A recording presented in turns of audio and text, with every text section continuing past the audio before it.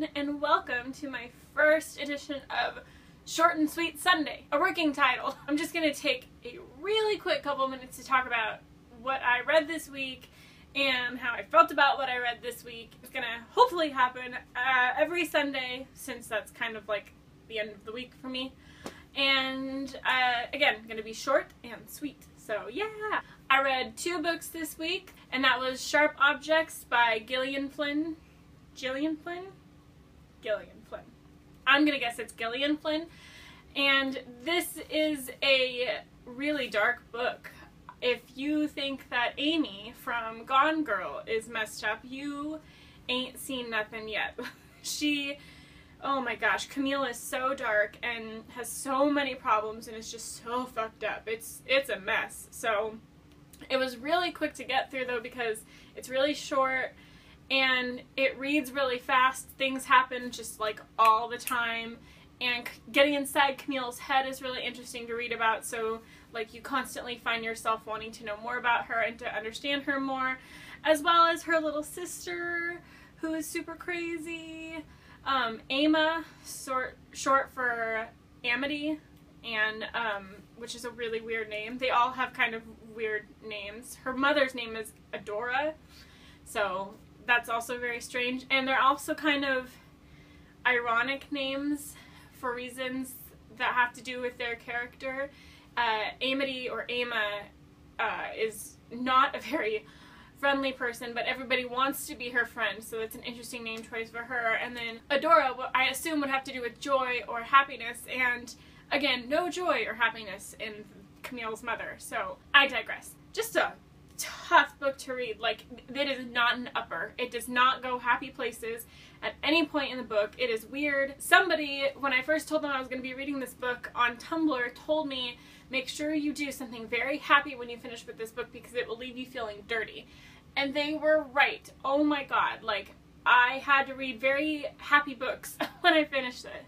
So, not that it's not good, it's just, it leaves you feeling really dark and down and in a deep, deep pit. So, I would recommend it if you're prepared to feel that way. It also, I wish that it wasn't so short, actually, because things just, like, pile one on top of the other. Like, her grandma is crazy, her mom is crazy, her sister is crazy, she's crazy. Like, all these things just keep happening, and it's a little bit unplausible, and it's just too much for one book, so I really wish it would have been stretched out a little bit more. I heard it's getting turned into a TV show, so that'll probably be good, because they can really stretch everything out that happens in this book. They can stretch it out and not overwhelm you like this book does. It's just so, like, does not give you any breathing room, any breaks at all. So, again, a good book, an original book. Read it at the right time. You have to be in a very specific frame of mind to read this. So I ended up giving this book 3 out of 5 stars because it was good, but not like, whoa! So that was my final rating for this book.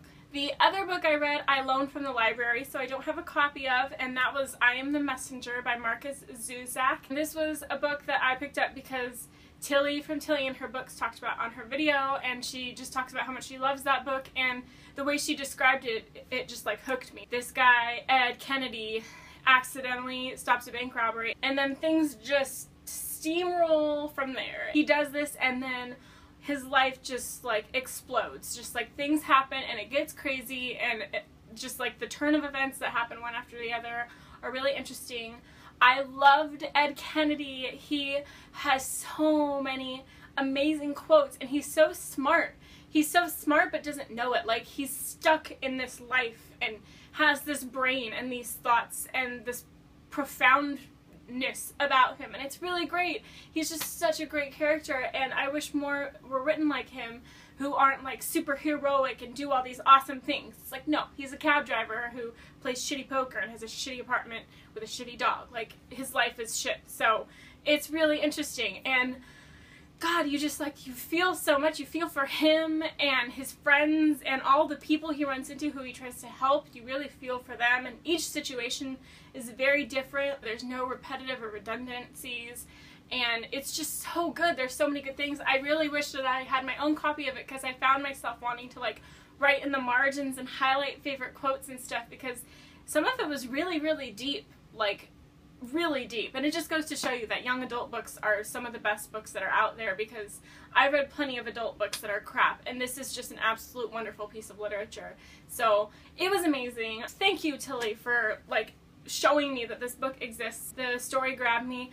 I just kept turning the pages, and before I knew it, I was done. So yeah, make sure you're ready for a lot of emotions. You're ready to be happy, you're ready to laugh, you're ready to cry, you're ready to be like, oh my god. Like all of the emotions you can feel, you will feel in this book. So it was really great. I ended up giving it 5 out of 5 stars.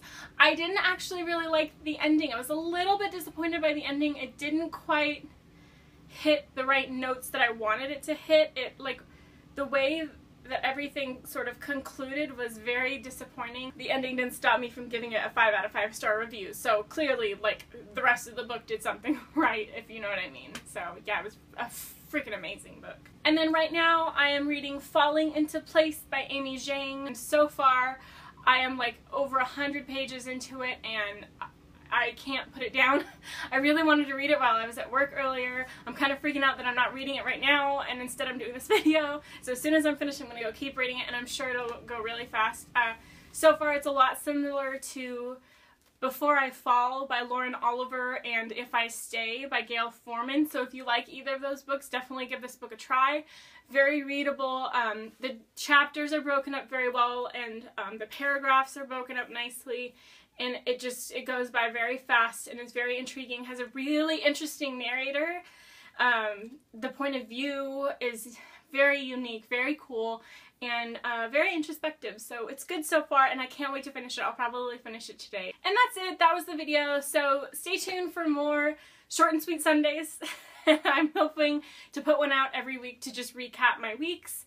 And if you have any comments about the books that I have read or talked about, please leave a comment and let me know, or message me on my blog on Tumblr, Sparky Loves Books, and subscribe if you want to see more of my videos. And thanks for watching. Happy reading!